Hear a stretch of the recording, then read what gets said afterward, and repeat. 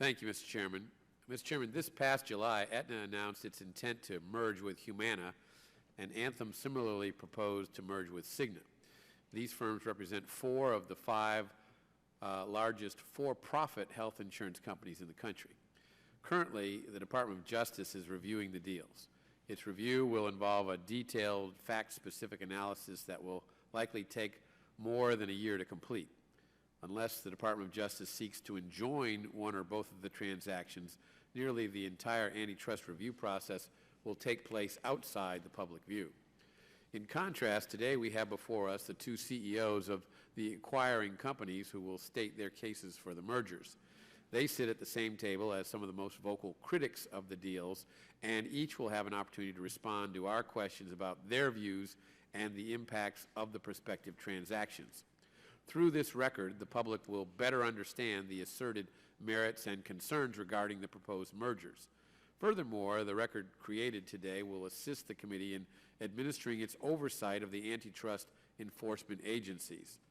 Lurking behind the antitrust review of these deals is the question of how much influence Obamacare had on the proposed transactions. This issue is of keen interest to the committee, and we have conducted several hearings on the broader issue of Obamacare and its impacts on consolidation and competition in the healthcare industry. Certainly, the Affordable Care Act has had a profound effect on the health insurance industry. The law greatly diminished the flexibility of insurance companies to manage the risks of insuring patients.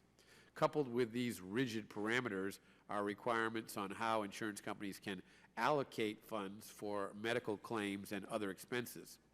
In many respects, health insurance under the Affordable Care Act resembles more of a commodity than the nuanced and diverse product base that existed prior to the law's enactment.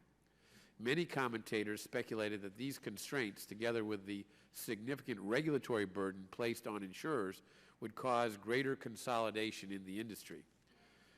The Affordable Care Act put into place incentives for insurers to increase in size so they can better manage costs and the heavy regulatory burden and operational constraints imposed by the law.